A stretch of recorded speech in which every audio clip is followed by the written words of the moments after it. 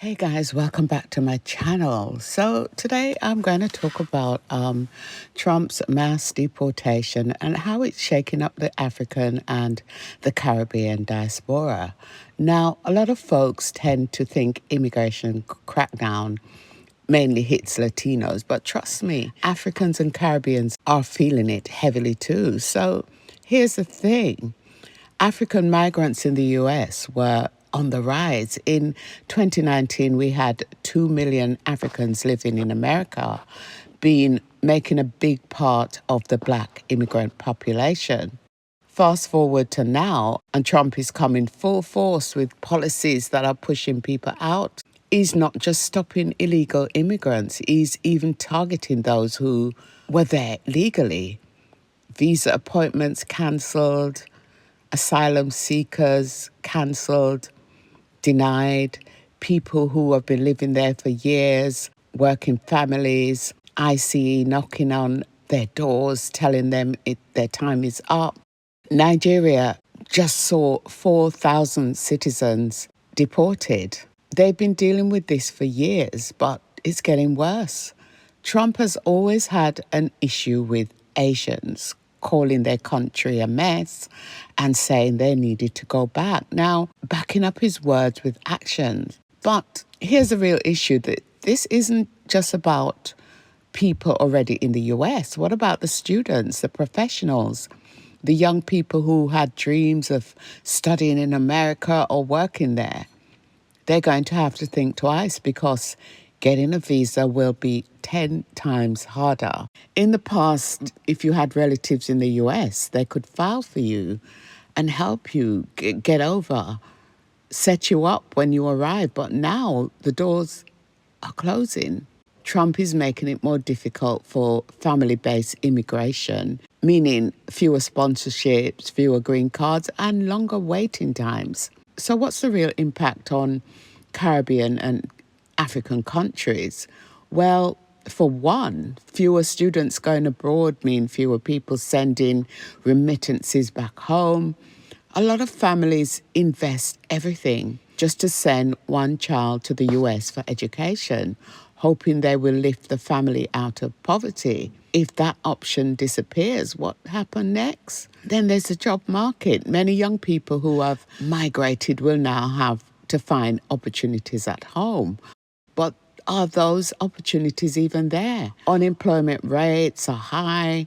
With fewer options abroad, government will need to step up. Otherwise, frustration will grow and we could see an increase in crime, brain drain to Europe, or even more political unrest. And let's not forget trade. The African growth and opportunity, which gave African countries duty-free access to the US market, is set to expire soon. So Trump has won, and now there's no guarantee that it will be renewed. African and Caribbean economies could take a hit, especially countries that rely on exports to the US. So bottom line is, Trump's crackdown is changing the game. For decades, Africans and Caribbeans saw US as a dream destination. Now, with visas getting harder to secure and deportation increasing, that dream is fading. Maybe it's time we start building at home instead of chasing a system that clearly doesn't want us, a system that's used us. And now that they've built up themselves, they want to get rid of people of color. So what do you think? Is this a disaster, or is it a hidden blessing, forcing people of color to look inwards? Let me know your thoughts. So this situation is not just affecting one set of people. It has far-reaching implications for countries around the world, particularly Africa and the Caribbean.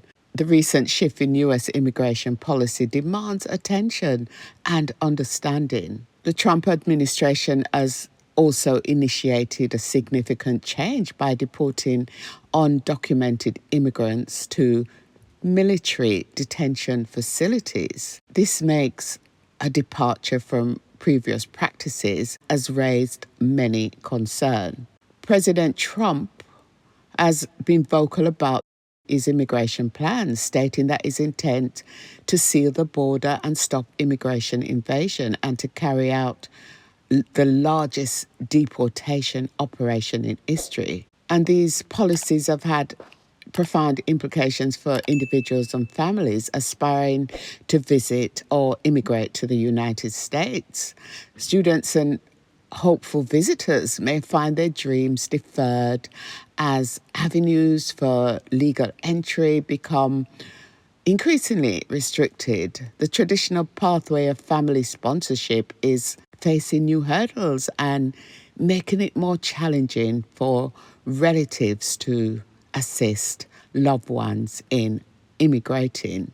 We have to recognize that, these policies are not just decisions, political decisions. They affect the world at large. They affect millions. And the reality is that immigration has always been political, and Trump used it as a major campaign tool. But at the end of the day, real lives are at stake. Governments need to have serious conversations about what this means for our community and how they prepare for the changes ahead. What do you think? How will these policies affect people? Let me know your thoughts in the comment. When large numbers of people return to their home country, whether voluntarily or through deportation, it can have serious social, economic and political implications. So many people stay in America to support their families, and remittances are a major part of Jamaica and Africa's economy. If people are forced to return, then their families will lose financial support, which could increase poverty and unemployment. When returnees or deportees come back, they may enter a job market that is already struggling. With limited opportunities, many find it difficult to survive, increasing frustration and social tensions. So, limited opportunities can lead to crime. If people come back without jobs or support, some may turn to illegal activities just to survive. This can lead to higher crime rates and strain on the law enforcement and strain on the people who are already living in these countries. And then there's a social stigma. Many returnees, especially those deported, are often seen as failures. Society may reject them, making it harder for them to rebuild their lives. Then there's a political side where political and diplomatic tension will increase. Mass deportation from US, UK or Canada can create diplomatic tension. Jamaica and other Caribbean nations and Africa may feel like they've been forced to take people back without support. When countries force people to return without proper planning, it could have devastating consequences, not just for the individuals, but for the entire society. So government need to step up.